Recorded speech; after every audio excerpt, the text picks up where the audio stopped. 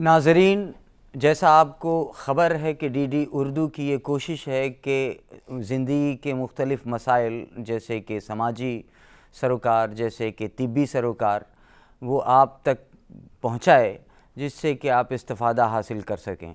मैं doctor Khurshid DD Urdu की यूनानी क्लिनिक में आज फिर एक बार दिल की गहराइयों से इस्तकबाल करता हूँ और आज हम किसी दूसरे एक्सपर्ट से, एक माहिर से तिब्ब यूनानी के अलग अलग मौज़ूआत पर बहस करेंगे।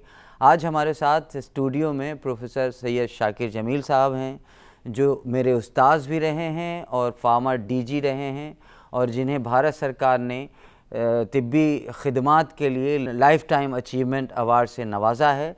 मैं यूनानी क्लिनिक की जानिब से, डीडी उर्दू की जानिब से सर आपका डीडी उर्दू के स्टूडियो में इस्तकबाल करता हूँ। आज हम जिन मौज़ूआत पर बात करने की कोशिश करेंगे, मैं आपको ये बताऊं कि दौर हाज़िर में तिब्ब यूनानी या जो ट्रेडिशनल सिस्टम ऑफ मेडिसिन है, उनकी तरफ लोगों का कदर रुझान बढ़ा है। तकरीबन 15-20 सालों में हम लोगों ने ये देखा, तो जाहिर है कि इन रिवायती तरीक़े इलाज उसमें हम लोगों की ज़िम्मेदारियाँ कुछ कदरे बढ़ जाती हैं। न सिर्फ ज़िम्मेदारियाँ बढ़ जाती हैं, बल्कि मैं ये महसूस करता हूँ कि जो हमारे पास ट्रीटाइज़ है या जो हमारे पास असास हैं, उनका क्यों ना हम लोग एक्सप्लॉयटेशन करें बैनुल अक़वामी सतह पर, ग्लोबल पर्सपेक्टिव्स में, जिससे कि हम उसको फ़ाइनेंशियली भी ट्रांसलेट कर सकें। तो उसी सिलसिले में मैं महसूस करता हूँ कि जिल्द के अमराज और बालों के अमराज बहुत ज़्यादा लोगों को परेशान करते हैं। हमारे नाज़रीन भी जानना चाहेंगे कि हर दूसरा तीसरा आदमी जो अगर आपके पास आता होगा तो वो कभी न कभी जिल्द की बीमारियों से ज़रूर मुतासिर हो रहा होगा। मैं आज आपसे इस मामले में गुफ्तगू करने की कोशिश करना चाहता हूँ कि जिल्द के जो अमराज आपके यहाँ अमूमन आते हैं, आपके मतब में, आपके क्लिनिक पे, वो किन अमराज की तरफ ज़्यादा वो होते हैं या क्या अमराज होते हैं कॉमनली जो मुतासिर करते हैं? बहुत बहुत शुक्रिया मुझे यहाँ मौजूद करने के शुक्रिया के साथ। बिस्मिल्लाहिर्रहमानिर्रहीम। मैं पहले बात तो आपकी इस बात की तायीद करूँगा कि यकीनन ऐसा हुआ है कि इधर पिछले 20-25 साल में तिब्ब यूनानी की तरफ लोगों का रुझान बढ़ा है। इस रुझान के बढ़ने की एक वजह यह है कि लोग अपनी सेहत के तरफ से पहले के मुकाबले में ज़्यादा फिक्रमंद हैं, अवेयरनेस ज़्यादा है और लोग कुदरती तरीक़े इलाज की तरफ माइल हो रहे हैं। और यकीनन हमारी ज़िम्मेदारी बढ़ी है। जहाँ तक जिल्द, अमराद जिल्द और अमराद शार यानी बालों के अमराज का ताल्लुक़ है, इसकी एक ख़ास पस मंज़र इनका है कि ये अमराज ऐसे नहीं होते कि जिनसे बराह रास्त कोई इंसान के आम सिस्टम पर, जैसे मैदे के अमराज हैं, नहीं, वो है रूटीन लाइफ को तो मुतासिर नहीं करता, लेकिन कॉस्मेटिक, नहीं कॉस्मेटिक इफेक्ट नफ्सियाती की वजह से ये नफ्सियाती तौर से बहुत मुतासिर करते हैं। मिसाल के तौर पे आप बर्ड्स को लीजिए, लिक्विडर्मा को ले लीजिए, तो बज़ाहिर उससे उसके सिस्टम पर, उसके रोज़मर्रा की ज़िंदगी पर, उसके निज़ाम हज़म पर या निज़ाम कुल पर कोई असर नहीं पड़ता। लेकिन जो एक समाजी कहना चाहिए इफ़ेक्ट है उसका, और उसकी वजह से जो नफ्सियाती दबाव है वो बहुत ज़्यादा है। तो इसलिए उनकी इम्पोर्टेंस ज़्यादा है, इस एतबार से कम नहीं है।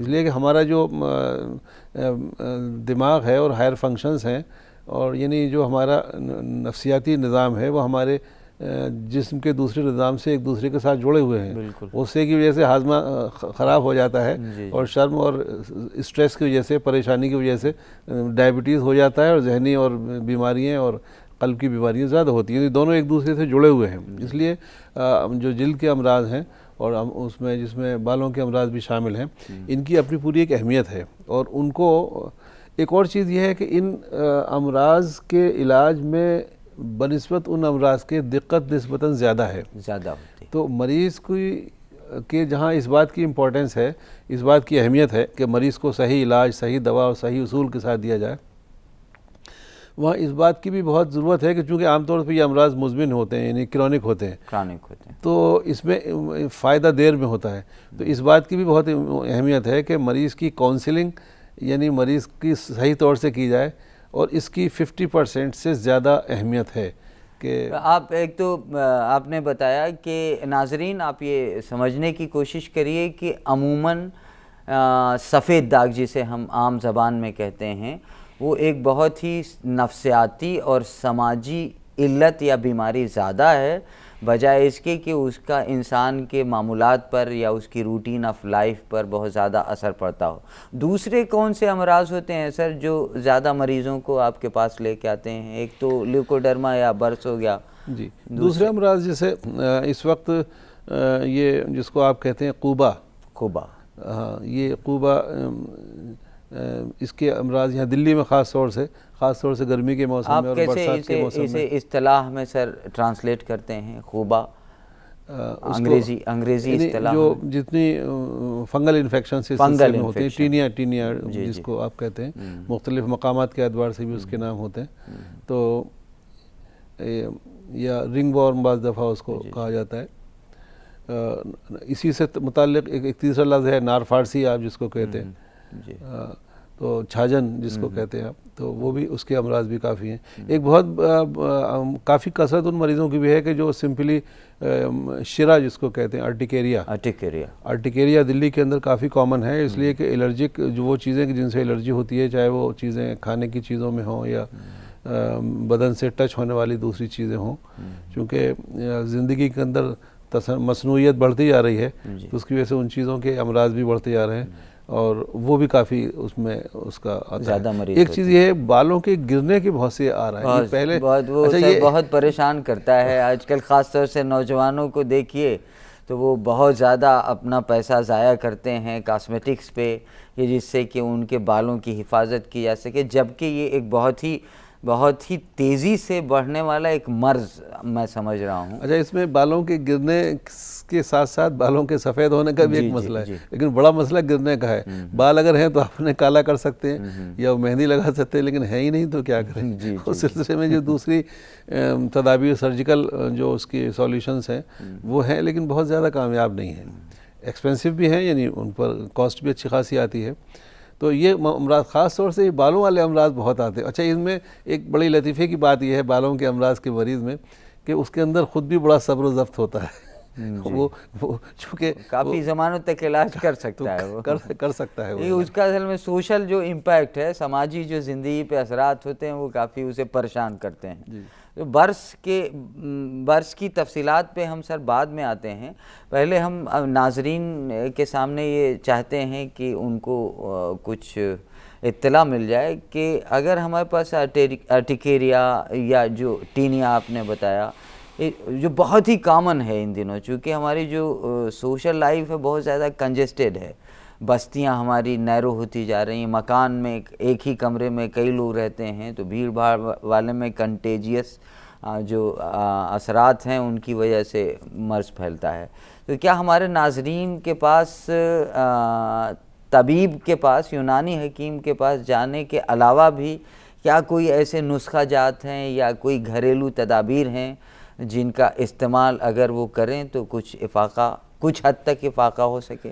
कुछ हद तक नहीं, काफ़ी हद तक। वो एक तो ये सफाई का एहतमाम, और सफाई के एहतमाम के सिलसिले में बड़ी अजीब सी बात यह है कि आमतौर पे ये टीनिया जो मर्ज़ है ये होता है, तो इसमें बावजूद इसके कि बाज़ लोग गुस्ल भी करते हैं रोज़ाना और मुँह हाथ धोते हैं और बहुत कुछ भी होता है, लेकिन उसके बावजूद भी होता है, तो उसकी एक वजह ये भी होती है कि सफाई इस तरह से की जाए और कपड़ों को भी, यानी जिस वक्त सफाई के बाद सारे कपड़े दोबारा पहने जाएं और उसमें कॉटन के कपड़े ज़्यादा पहने जाएं और ढीले कपड़े ज़्यादा पहने जाएं, ये आमतौर पे, वरना इसलिए कि आमतौर पे जो सर में होता है या कुंजरान में होता है या बगल में होता है, तो उसकी एक वजह यह है कि आप सफाई कर रहे हैं, लेकिन उसके साथ साथ पसीने की अगर वहाँ ज़्यादती होगी तो उसकी वजह से ये चीज़ यानी ये और ज़्यादा ये उसके लिए प्रीडिस्पोज करेगा, उसके लिए मददगार साबित होगा।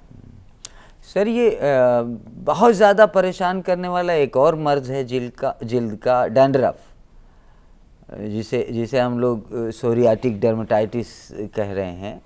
तो इसका तरीक़ा इलाज कैसे हम तजवीज़ करें यूनानी के नुक्ते नज़र से? ये बहुत ज़्यादा परेशान करता है, ख़ास तौर से नौजवानों को भी, या सीबोरिक डर्मेटाइटिस है। देखिए, इसकी दो किस्में होती हैं, एक तो जो नॉन इन्फेक्शियस है जिसमें यानी किसी किस्म का तादिया नहीं होता, और एक वो जो तादिया होता है। इलाज दोनों का कदरे मिलता जुलता ही है, तकरीबन एक जैसा। मुकामी तौर से कुछ ऐसी अद्विया इस्तेमाल की जाती हैं जिससे कि वहाँ की जो स्किन है उसको तग़ज़िया मिले। दूसरे ये कि ऐसी अद्विया इस्तेमाल की जाती हैं कि जो वहाँ पर अगर तादिया है यानी इन्फेक्शन है तो उस इन्फेक्शन को किया जाए। तो उसके लिए मुकामी ऐसी अद्विया हैं, ख़ास तौर से अब हमने शैम्पू की शक्ल में, आपने इत्तेफाक से ऐसी चीज़ पर क्वेश्चन किया कि रिसेंटली हमने एक जो यूनानी का एक प्रोडक्ट है उस प्रोडक्ट को शैम्पू में कन्वर्ट किया। अभी वो स्टडी की स्टेज पर है, यानी उस पर वर्क चल रहा है, रिसर्च वर्क उस पर चल रहा है। उस रिसर्च वर्क में जो चीज़ सामने आई है वो ये है कि जिस दवा हमने उस यूनानी प्रोडक्ट को जो पाउडर की शक्ल में था उसको कन्वर्ट किया शैम्पू की शक्ल में। तो इफ़ेक्ट तो पाउडर वाले फॉर्म का भी अच्छा है, हमने जो शैम्पू की शक्ल में उसको कन्वर्ट किया इसमें भी अच्छा है। सिर्फ ये कि उस शैम्पू में उसकी कंप्लाइंस यानी मरीज़ का इस्तेमाल करना उसका आसान है, और मरीज़ की कंप्लाइंस जो है ये बहुत इंपॉर्टेंट है। मरीज़ इस्तेमाल ही नहीं करेगा तो फ़ायदा कैसे होगा? ज़ाहिर है। तो तीसरी दवा जो इस सिलसिले में मॉडर्न मेडिसिन में है, जो एक उससे हमने उसको मवाजना किया है कि इसका फ़ायदा ज़्यादा है, इसका फ़ायदा ज़्यादा है। कंपैरेटिव स्टडी की है, तो उसमें कंपैरेटिव स्टडी में ये बात सामने आई कि जो मॉडर्न मेडिसिन है फ़ायदा तो उसका भी है, लेकिन उसके साथ साथ उसके साइड इफ़ेक्ट्स हैं, नुकसान। हमारी दवा का निस्बतन देर से फ़ायदा होता है लेकिन उसके नुकसान यानी साइड इफ़ेक्ट्स नहीं हैं। ये सारी बात जो है ये डैंड्रफ के बारे में हो रही थी, और इसमें हमने उस दवा का 4 हफ्ते से लेकर 6 हफ्ते तक इस्तेमाल से काफ़ी हद तक फ़ायदा उसमें होता है। जो स्केलिंग डर्मेटाइटिस है जिसे हम लोग डैंड्रफ कह रहे हैं, सीबोरिक डर्मेटाइटिस, उससे बाल भी गिरते हैं, तो क्या आप उसकी असल प्रॉब्लम ये है, खाली अगर बाल ना गिरे तो खाली वो भूसी चढ़ती रहे तो उससे कोई ज़्यादा परेशानी, तो क्या बालों के इस सिलसिले में ये है कि अगर आप इसका डैंड्रफ का इस्तेमाल करें जिसको आप तो डैंड्रफ के इलाज की वजह से बालों का इलाज भी हो जाता है इनडायरेक्टली। मतलब इनडायरेक्टली हम लोग कर तो रहे हैं डैंड्रफ का ट्रीटमेंट, लेकिन बालों का गिरना जो बाल्डिंग है, बल्कि इस सिलसिले में बड़ी ये बात बड़ी पुरलुत्फ है कि हमने जो रिसर्च अभी जिसका मैंने आपसे तस्करा किया वो डैंड्रफ के लिए शुरू की थी, उसका जो आउटकम है वो ये है कि डैंड्रफ तो होता ही है, बालों पर ज़्यादा इसका असर होता है। ऐसा होता है कि आग लेने को जाएं पैगंबरी मिल जाए। नाजरीन देखिए कि बालों का गिरना और फंगल इन्फेक्शन ये बहुत ही आम से अमराज हैं जो आपको परेशान कर सकते हैं या किसी को भी परेशान कर सकते हैं। मायूसी की ज़रूरत नहीं है, कुदरत ने आपको बहुत सारे ऐसे ख़जाने दे रखे हैं जिनका आप अगर इस्तेमाल ज़रा सा एहतियात से कर लें तो ऐसा नहीं है कि आप इन परेशानियों से आज़ादी ना हासिल कर सकें। लेकिन ये ज़रूरी है कि जब भी आप इस तरह के किसी मर्ज़ में मुब्तला हों तो किसी माहिर तिब के पास ज़रूर जाएं, उनसे रुजू करें और उनके मशवरों के बाद ही कोई इलाज या कोई तरीक़ा इलाज तलाश करें। सर, अब मैं थोड़ा तफसील से ये जानना चाहूँगा, आप फार्मर डायरेक्टर जनरल रहे गवर्नमेंट ऑफ इंडिया की एक तंजीम जो तहक़ीक़ बराए यूनानी है, उसमें आपके यहाँ मैं महसूस करता हूँ कि ज़मानों से बर्स पे काफ़ी काम हो रहा है, ल्यूकोडर्मा पे काफ़ी बेहतरीन नताइज हैं। तो आप बहैसियत एक डायरेक्टर जनरल के और एक क्लिनिशियन के और एक एकेडमिशियन के, आप क्या हमारे नाजरीन को ये बताएंगे कि बर्स क्या है, उसकी पेचीदगियाँ क्या हैं और उसके लिए तिब्ब यूनानी में कितनी ज़्यादा फ़ायदे की सूरतें मिल सकती हैं हमें? देखिए, बर्स जिस्म के यानी लौन से मुतालिक यानी रंग से मुतालिक एक मर्ज़ है। हमारे यहाँ इसके असबाब के अंदर सूए मिजाज बलगम यानी बलगम का सूए मिजाज, बलगमी मिजाज का बिगड़ जाना जिसकी वजह से जिल्द की रंगत, जिल्द के ऊपर सफ़ेद दाग हो जाते हैं, ये उसके सबब है। उसके अलावा जो उसका मेलानिन डिफिशिएंसी वो एक रिमोट कॉज है जो डायरेक्टली उसका कोई इफ़ेक्ट बहुत ज़्यादा नहीं मिलता है। यानी दूसरे अल्फाज में आप ये कह सकते हैं कि जो ल्यूकोडर्मा के पेशेंट्स हैं उनका आप सीरम मेलानिन अगर टेस्ट करें तो मेजॉरिटी ऑफ केस ऐसी होती है कि उनकी सीरम मेलानिन नॉर्मल होती है। यहीं पे एक और मुदाखलत करूँगा, हर सफ़ेद दाग बर्स हो सकता है या सफ़ेद दाग किसी और मर्ज़ की वजह से हो सकता है? जो किसी और मर्ज की वजह से होता है वो क्रॉनिक इतना नहीं होता। अच्छा, देखिए सफ़ेद दाग तो बर्न्स के यानी जलने के नतीजे में भी हो सकता है, जी जी जी। सफ़ेद दाग किसी ट्रॉमा के नतीजे में भी हो सकता है। लेकिन आमतौर पे जिसको हम बर्स कहते हैं वो बर्स है कि जो जिस्म की रंगत बगैर उसका कॉज एज सच इडियोपैथिक है, यानी हम ये नहीं कह सकते कि जो फाइनल कॉज इसका ये है।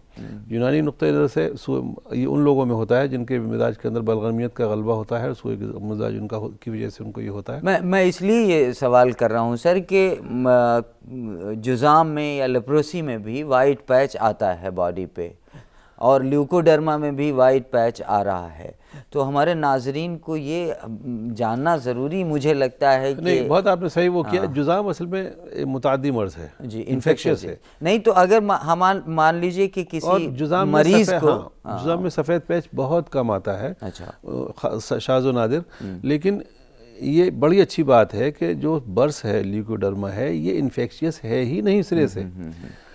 ये भी एक सोशल स्टिग्मा है, समाजी तौर से इसका ये मामला है कि बर्स के मरीज से लोग थोड़ा सा दूर रहते हैं। हालांकि मैं अपने मरीज़ों, मेरे पास जब मरीज़ आते हैं उनके मरीज़ को जो सफ़ेद दाग पर मैं अपना हाथ यूं करके लगाता हूं, उसका हाथ पकड़ता हूं, उससे मरीज़ को बड़ा तसल्ली मिलती है। लेकिन जो मेरे स्टूडेंट्स हैं वो शायद उनको भी ये फील होता है कि इसको बर्स के मरीज़ को छूने से ये मर्ज हमें लग जाएगा। हालांकि बिल्कुल तहकीक से ये बात साबित हो गई है कि ये कंटेजियस नहीं है। बर्स के मरीज़ को दूसरे मरीज़ को छूने से कोई फ़र्क नहीं पड़ता। अच्छा, ये मौरूसी तो हो, मौरूसी के बारे में भी यह है कि ऐसा सच मौरूसी नहीं है। लेकिन कुछ केस हिस्ट्रीज ऐसी मिलती हैं जिसमें ये लगता है कि शायद इसका कुछ मौरूसी यानी विरासत से इसका कुछ ताल्लुक़ हो, बाप से बेटे को मुंतकिल होता हो, लेकिन बहुत कम ये भी है। तो ऐसा सच न तो ये मुताद्दी है यानी इन्फेक्शियस नहीं है, न ये हेरिडिटरी है। हेरिडिटरी के बारे में कहा जा सकता है कि इन कुछ केसेस के अंदर हेरिडिटरी उसका परसेंटेज बहुत कम हो सकता है, बहुत कम। जेनेटिक ताल्लुक हो सकता है, लेकिन वो बड़ी अजीब बात, ये हेरिडिटरी की बात को मैं खास तौर से इसलिए बार बार इस बात को कह रहा हूँ कि इसका बहुत ज़्यादा ताल्लुक क्या बल्कि बहुत ना के बराबर ताल्लुक है। कई दफ़ा ये होता है कि मैं सोशल एस्पेक्ट की बात कर रहा हूँ कि एक फैमिली के अंदर किसी को ल्यूकोडर्मा है, अब लोग ये कहते हैं कि उस फैमिली के अंदर उस खानदान में रिश्ता इसलिए नहीं करना चाहिए कि इनके वालिद साहब, समाजी बुराई तो है सर। हालांकि इसका न ये कंटेजियस है, न ये छू के लगता है, न विरासत से लगता है। नाजरीन, ये बात आप हमारे माहिर प्रोफेसर शाकिर जमील साहब से सुन रहे हैं, और इनका 40 सालाना तजर्बा है न समाजी ज़िंदगी बल्कि तबाबत में भी। वो आपको ये बता रहे हैं कि बर्स ना तो छू के फैलने वाला मर्ज़ है और ना इसका किसी जेनेटिक डिसऑर्डर से या एक शख्स से दूसरे शख्स में जाने से, माँ को है तो बेटे को हो जाएगा, माँ को है बेटी को हो जाएगा, इससे कोई रिश्ता नहीं है। सो जिसकी वजह से बहुत सारी ज़िंदगियाँ इस समाजी बुराई की वजह से ज़्यादा परेशान करती रही हैं। सो आप कोशिश करिए कि बर्स के मरीज़ों के साथ इस तरह के छुआछूत या भेदभाव का इजहार न करें। सर, मैं ये और जानना चाह रहा था तफसील में कि बर्स में कई बार तो जो पैचेस हैं वाइट, वो एक जगह हो जाते हैं, कई बार पूरे जिस्म वो सफ़ेद रंग का हो जाता है। तो इनमें से किन सूरतों में तिब्बे यूनानी और कितना फ़ायदा कर सकती है? देखिए, बर्स का क्लासिफिकेशन उसकी दर्जेबंदी मुख्तलिफ एतबार से की गई है जी। मेरे ख्याल से नाजरीन के नुक्ते से उस क्लासिफिकेशन की तफसील में जाना तो मुनासिब नहीं है। तिब्बे यूनानी में उन सारी किस्मों का इलाज है, मुमकिन है, और इलाज के सिलसिले में इस सिलसिले में बहुत ज़्यादा सेंट्रल काउंसिल ऑफ रिसर्च यूनानी मेडिसिन जिसका आपने अभी तज़किरा किया, जिसका मेरे से ताल्लुक़ रहा है, उसका बड़ा काम है। बल्कि ये कहा जा सकता है कि मरकज़ी जो हमारी CCRUM है, जो मरकज़ी बॉडी है यूनानी में तहक़ीक़ की, वो इसके लिए जानी जाती है। हैदराबाद में उनको, आपको सुन के ताज्जुब भी होगा और ख़ुशी भी होगी कि हैदराबाद के उनके हॉस्पिटल के अंदर न सिर्फ हिंदुस्तान की मुख्तलिफ़ रियासतों के बल्कि गैर मुल्कों के मरीज़ भी उनके हॉस्पिटल में एडमिट रहते हैं और काफ़ी लंबे अरसे तक एडमिट रहते हैं। उन्होंने इस सिलसिले की मुख्तलिफ़ अक़साम के ऊपर अलग अलग तजर्बात भी किए हैं, रिसर्च उस पर भी की है। उस सिलसिले में उनकी मतबूआत भी हैं, इन्हीं पब्लिकेशंस भी उनके उस सिलसिले में हैं। लेकिन वो सारी अक़साम जो हैं उनका जो एक जिसको कहते हैं कि इलाज कदरे मिलता जुलता ही है, यानी हम कुछ दवाएं खाने के लिए देते हैं और कुछ दवाएं लगाने के लिए देते हैं, और उन तकरीबन उन सारी किस्मों में कमोबेश उनको सन एक्सपोज करते हैं। किसी किसी में ऐसा भी है कि सन एक्सपोज नहीं करते उसको, लेकिन ज़्यादातर जो उसके हमारे नुस्खे जात हैं उनमें सन को एक्सपोज करने के लिए कहते हैं, इसलिए कि सूरज की किरणों के साथ उस दवा का असर जो है और उसका जो इफ़ेक्ट स्किन के ऊपर आता है, एब्जॉर्प्शन है उसका बहुत ज़्यादा बढ़ जाता है। अच्छा, इसमें जो प्रोग्रेस है मरीज़ की पेशरफ्त है वो अलग अलग मरीज़ों में अलग अलग होती है। किसी के अंदर चंद हफ्ते के बल्कि चंद महीने के इलाज से ही सफ़ेद की जगह रेड पैच आ जाता है, लेकिन किसी के ऊपर ये भी होता है कि उसमें के इलाज में महीने लग जाते हैं। कभी कभी ऐसा होता है कि एक दफ़ा पैच आ गया, यानी स्किन के कलर के एतबार से आ गया वो, लेकिन दोबारा से फिर बढ़ने लग जाता है। तो ये जिसको कहते हैं कि फ्लक्चुएशंस भी रहते हैं, उसमें एक्सर्बेशंस भी होते हैं और फ्लक्चुएशंस भी होते हैं। सो नाजरीन, जैसा अभी सर ने बताया कि हैदराबाद में गवर्नमेंट ऑफ इंडिया का एक यूनिट है जो यूनानी दुनिया में तहकीक में शामिल है। वहाँ पर बर्स के मरीज़ों का कुल्ली इलाज करने का एक बहुत बड़ा सेटअप है, जहाँ पे कसीर तादाद मरीज़ों की है। अगर आपके किसी जानने वाले को या किसी को इस तरह की परेशानी है, आप ये मशवरा दे सकते हैं कि वहाँ जाएं। और हाँ, ये सब्र आज़मा इलाज ज़रूर है। मैं ज़रूर नाजरीन से ये कहूँगा कि जब भी इस तरह के मरीज़ों का इलाज किया जाता है तो मरीज़ को थोड़ा सा सब्र रखने की ज़रूरत ज़रूर होती है, वरना अगर आप कुछ दिनों में या कुछ हफ्तों में चाहते हैं कि सफ़ेद दाग के निशान चले जाएं, तो वो थोड़ा सा दुश्वार होगा। मैं नामुमकिन तो नहीं कह सकता, दुश्वार है, लेकिन ये इत्मीनान ज़रूर रखिए कि सफ़ेद दाग जो एक समाजी बुराई ज़्यादा है बजाय कि जिस्मानी बीमारी के, उसका इलाज मुमकिन है। तो सर, आप हमारे नाजरीन को ये बताएं कि अगर वो हैदराबाद या किसी ऐसे सेंटर पे न जा सकें तो क्या कुछ मैं आपसे कहने वाला था। देखिए, एक तो इस सिलसिले में दो बातें हैं। एक तो ये हर वो यूनानी तबीब जो यूनानी मतलब करता है वो बर्स का इलाज कर सकता है। तो इसलिए ये उनके शहर में, उनके कस्बे में जहाँ भी कहीं कोई यूनानी तबीब हो वो उससे इलाज करा सकते हैं। दूसरे ये कि ख़ुद CCRUM के जो मरकज़ी तहक़ीक़ाती इदारा है तिब्ब यूनानी का, उसके हैदराबाद के अलावा सेंटर्स पे भी जो खुसूसी इलाज है वो ख़ुद दिल्ली के अंदर है, लखनऊ के अंदर है, अलीगढ़ में जहाँ जहाँ सेंटर्स हैं, तकरीबन सारे ही सेंटर्स पर उनके यूनिट्स में ये इलाज दस्तयाब है। तो यूनानी अतिब्बा से भी इलाज करा सकते हैं, उसके साथ साथ CCRUM के जो सेंटर्स हिंदुस्तान के मुख्तलिफ शहरों में उनमें भी जा सकते हैं। इसलिए ऐसा नहीं है कि उसके लिए हैदराबाद जाना ही ज़रूरी हो। नहीं, एक सर, मैं थोड़ा सा यहाँ क्रिटिकल एक सवाल है, तनकीद की नज़र से मैं देख रहा हूँ कि ज़्यादातर जो यूनानी फिजिशियंस हैं वो या तो मेट्रो सिटीज़ में हैं ज़्यादा या शहरों में हैं। छोटे देही इलाक़ों में वो यूनानी प्रैक्टिशनर्स की तादाद मुझे लगता है कि काफ़ी कम है। तो ऐसी जगहों पर जो हमारा मरीज़ है, क्या कुछ उसके पास ऐसे रिसोर्सेज हैं, वसाइल हैं या ऐसी अद्वियात उसके आसपास हैं जिनका वो इस्तेमाल कर सके, या अगर वो इस्तेमाल करे तो उससे इलाज में कुछ फ़ायदा हासिल करे? देखिए, आपका मुशाहिदा किसी हद तक ठीक है, लेकिन ये सूरत हाल अब तब्दील हो रही है, बदल रही है। एक बात तो ये। दूसरी बात ये है कि ज़रूरत ईजाद की माँ है। जी। पहले ज़रूरत पैदा होती है, बाद में उसका सॉल्यूशन होता है, बाद में उसका हल होता है।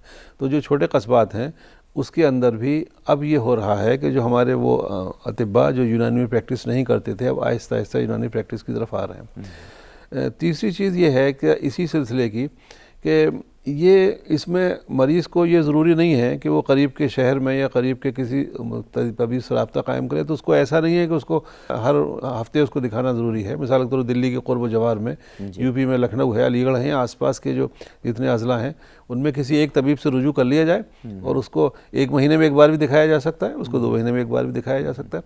चूँकि लंबा चलने वाला इलाज है तो इसलिए ज़रूर नहीं कि वो मेरे घर के बिल्कुल ही करीब हो तभी मैं कर सकता हूँ। उसमें लंबे अरसे के उन अतिब्बा से जो क़ुर्ब जवार के शहरों में उनसे रुजू किया जा सकता है और इलाज कराया जा सकता है। नहीं, जो आप अद्वियात बता रहे हैं, मेरा सवाल असल में दूसरी मैं यहाँ पे थोड़ा सा आपसे ज़रा सा इख्तिलाफ करूँगा। देखिए, कम अज़ कम बर्स के बारे में, चूँकि जो उसमें मुकामी लगाने की दवा दी जाती है उससे कभी कभी छाले भी पड़ते हैं। दरअसल मेरा सवाल और वो छाले पड़ना ही उसकी इफादियत की अलामत भी है। वो छाले न पड़ें तो वो जो नॉर्मल स्किन जैसा पैच नहीं आएगा, वो ज़रूरी है।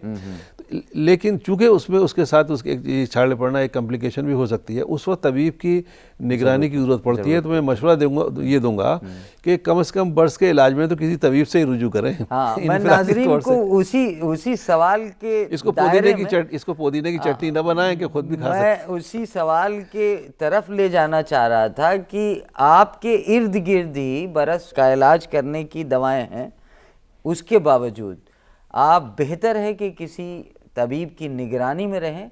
जो भी बर्स के इलाज में अद्वियात शरीक हैं वो आपके आसपास पाई जाती हैं, उनका तस्करा मैं यहाँ नहीं करूँगा, लेकिन अगर किसी को बर्स या ल्यूकोडर्मा से कोई परेशानी है और वो इलाज करना चाहता है तो एक तो वो सब्र रखे और किसी यूनानी तबीब या वैद्य से रुजू करे, क्योंकि इलाज मुमकिन है, थोड़ा वक्त लगेगा, लेकिन यकीन जानिए आपको इससे इफाका होगा। सो नाजरीन, आज हम अपने माहिर प्रोफेसर सैयद शाकिर जमील साहब की गुफ्तगू से इस्तिफ़ादा हासिल कर रहे थे, जिन्होंने हमें जिल्द के मुख्तलिफ़ अमराज खुसूसन बिलखुसूस बर्स या ल्यूकोडर्मा सफ़ेद दाग जिसे हम लोग कहते हैं, दूसरा है कि डैंड्रफ या सिबोरिक डर्मेटाइटिस या बालों के गिरने पर अपनी तजर्बात की रोशनी में हमें बहुत सारी मालूमात फराहम कर रहे थे। और डीडी उर्दू की जानिब से मैं प्रोफेसर सैयद शाकिर जमील साहब का, जो हमारे उस्ताद भी हैं, बहुत ही सीनियर प्रोफेसर हैं जामिया हमदर्द में, मैं डीडी उर्दू की जानिब से सर एक बार फिर आपका दिल की गहराइयों से शुक्रिया अदा करता हूं कि आपने वक्त हमारे लिए निकाला। और नाजरीन, इसी के साथ मैं डीडी उर्दू की जानिब से आपसे विदा चाहता हूं, इस उम्मीद के साथ कि अगले एपिसोड में हम किसी और माहिर यूनानी तिब से किसी और मौजू पर बहस करेंगे, बातचीत करेंगे, जिससे कि आप यूनानी तरीक़ा इलाज को एक साइंटिफिक पैराए में ज़रूर देख पाएँ और जहाँ जिस तिब की ज़रूरत हो उससे इस्तिफ़ादा हासिल कर लें। आदाब और बेहद शुक्रिया। Thank you very much.